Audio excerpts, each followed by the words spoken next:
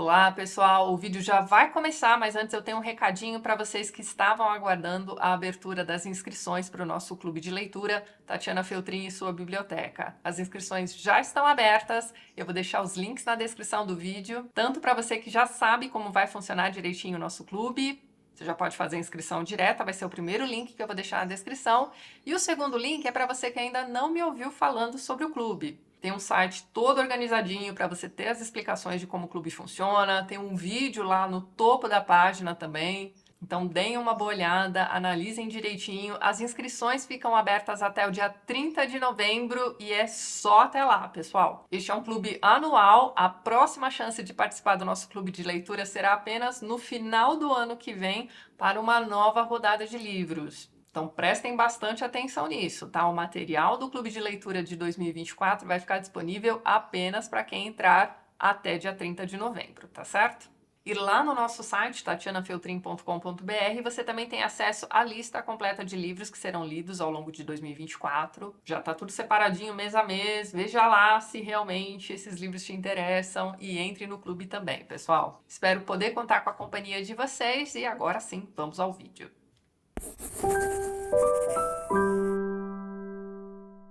Olá, bom, hoje então a gente conversa um pouquinho sobre este livro aqui, ó, Jane Austen, A Life, da Claire Tomalin.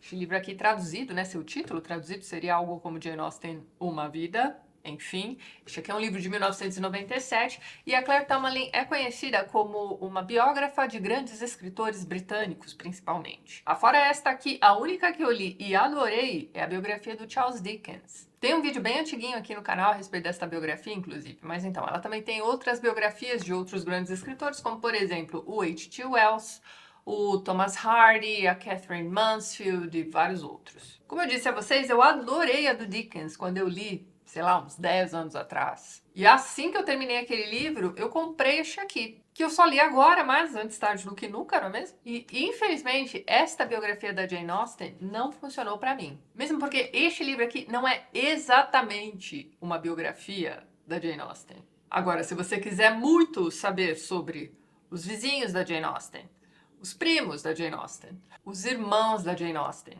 este livro é para você. Você vai encontrar aqui neste livro também muitos achismos da biógrafa, né? E muitas suposições a respeito da vida da escritora a partir de seus livros. Mas aí é que tá, pessoal.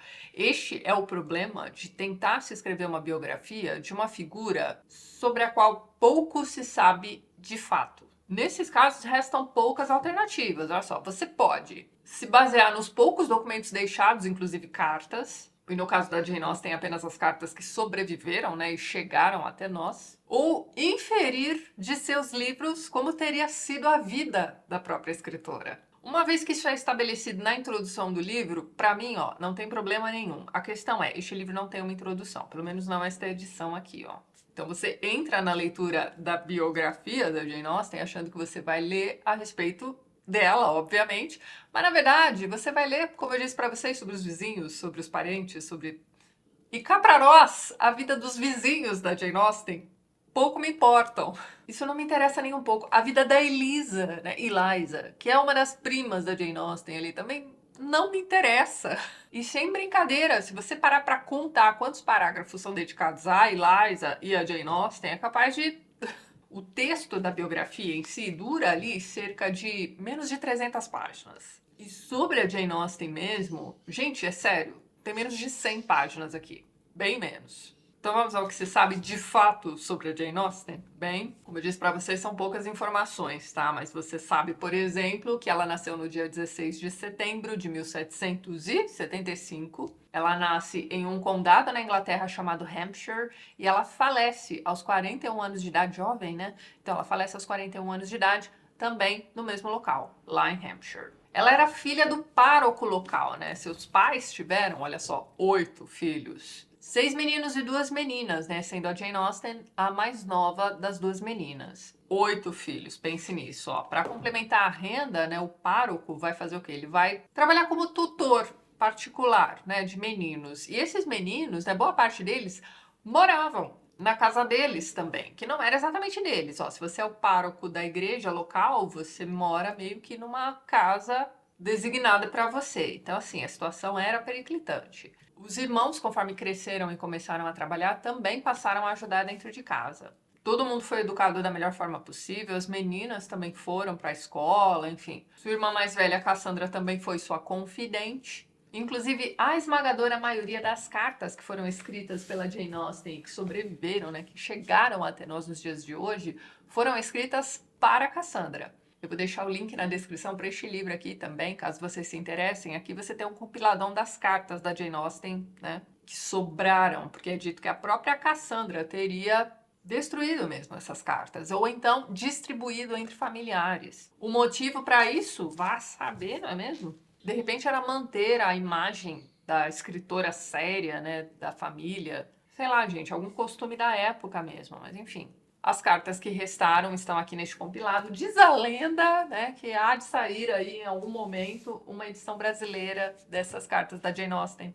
Mas tá, como eu ia dizendo, a situação da família, né, a situação financeira da família não era das melhores, mas eles se viravam. E também foi um alívio para a própria Jane Austen quando ela começa a publicar seus livros e a receber algum dinheiro. Então, assim, os livros dela não se tornaram best-sellers em sua época, mas ela vendeu consideravelmente para um autor iniciante ali naquele período.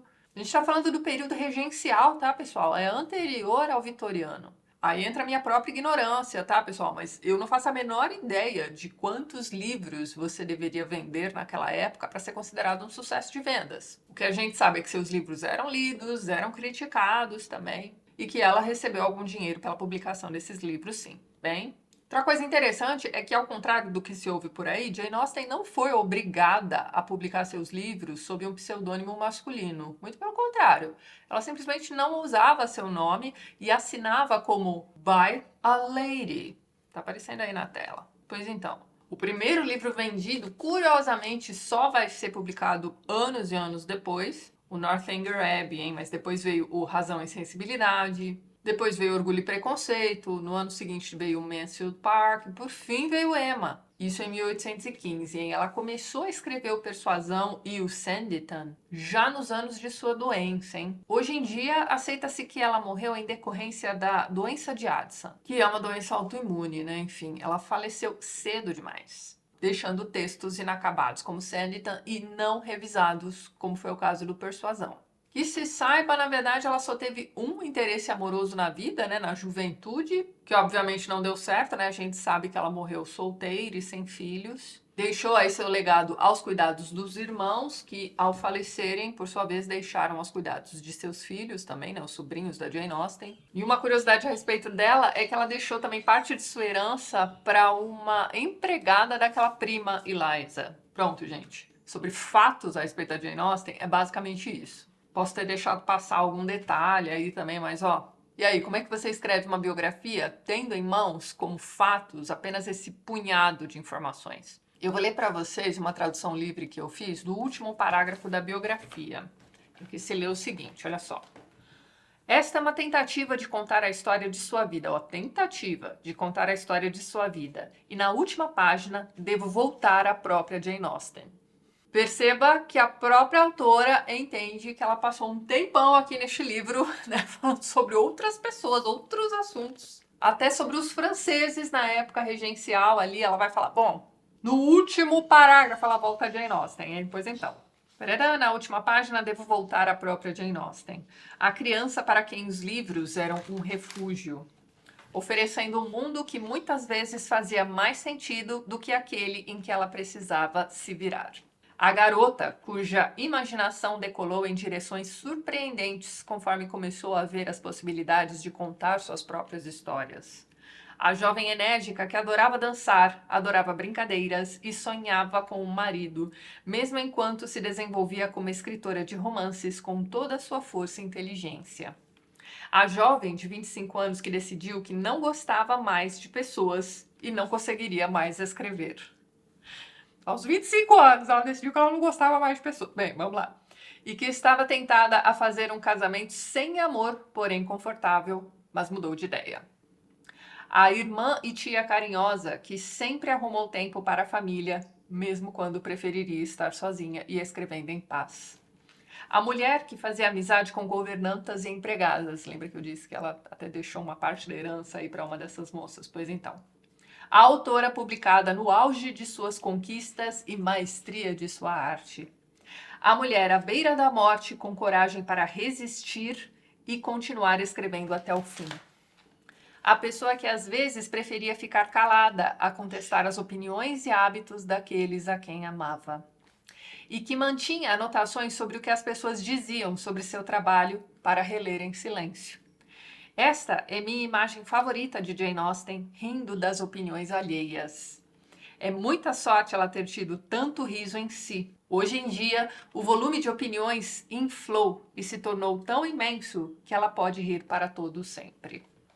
Você vê que neste último parágrafo ela dá um resumão da vida da Jane Austen que ela vai desenvolver aqui ao longo dessas páginas, em meio a muitas visitas que ela faz aí às casas dos parentes e aos vizinhos. Enfim, pessoal, eu diria que você pode observar este livro de duas formas diferentes. A primeira é olhar para este livro como uma biografia que faz o melhor que se pode com a pouca informação que lhe é dada. E que, no fim das contas, se lê como um romance de costumes da Inglaterra regencial, ou seja, como um romance de Jane Austen.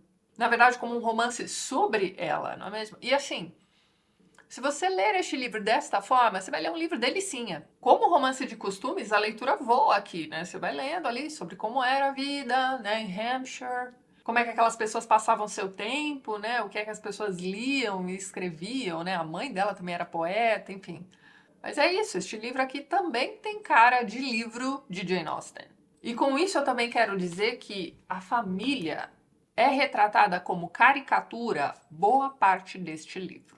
Ou você pode ler Jane Austen Alive aqui como um livro de contexto, uma introdução. Eu quero saber algo sobre essa autora, sobre este período aqui antes de pegar os livros, ou gosto dos livros e quero saber mais sobre o contexto de Jane Austen. Pronto, este livro aqui é para você também. Talvez este livro funcione melhor assim, e talvez também este seja o motivo das edições mais novas deste livro não trazerem mais o retrato da autora na capa. Ó, esta aqui é a capa que vocês vão encontrar por aí. Mas, pessoal, preparem-se, porque este aqui é um livro cheio de especulações. A autora mesmo começa diversos parágrafos com pode-se supor, ou podemos especular, ou talvez possamos concluir que... E sério, gente, preparem-se para inúmeras visitas a casas de parentes e vizinhos e conversas que vão se desenvolver ali.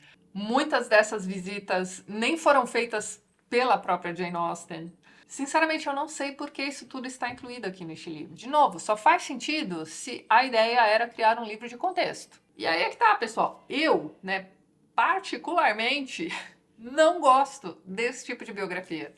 Pra mim não funciona. Eu fico sempre me perguntando nesses casos, cara, por que não escrever um romance histórico sobre esta figura? Não precisa chamar de biografia, a gente vai querer ler do mesmo jeito, ou não. Mas é aquilo, pode ser que você super goste deste livro, né? Então fica a dica aqui pra você que se interessou. Eu sei que existem outras biografias da Jane Austen, algumas foram traduzidas, né, trazidas aqui para o Brasil também, e eu não faço ideia se elas seguem este caminho dos achismos ou se elas são mais enxutas e realmente só desenvolvem os fatos conhecidos, né? Então você aí que já leu outras biografias da Jane Austen, deixa pra gente nos comentários, por favor, suas recomendações de outras biografias ou não.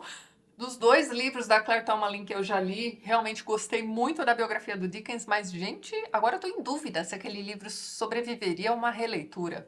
Qualquer dia eu vou tentar, mas enfim. Este aqui não funcionou pra mim, mas me digam aí nos comentários, né, caso você já tenha lido esta biografia, o que foi que você achou, a gente vai se falando. Mas é isso então, pessoal. Eu vou ficando por aqui, mas antes gostaria de mais uma vez agradecer a todos os apoiadores do canal. Vocês estão vendo os nomes deles aqui ao lado e na descrição do vídeo você também encontra os links para os perfis literários do pessoal que apoia o TLT e que também produz conteúdo sobre livros aqui no YouTube e no Instagram. Caso você queira se tornar um apoiador do canal, já deixo aqui meu muito obrigada de coração. Dê uma olhadinha no primeiro link que eu vou deixar na descrição deste vídeo. E é isso então. A gente se vê nos próximos vídeos do canal. Um beijo grande e até mais.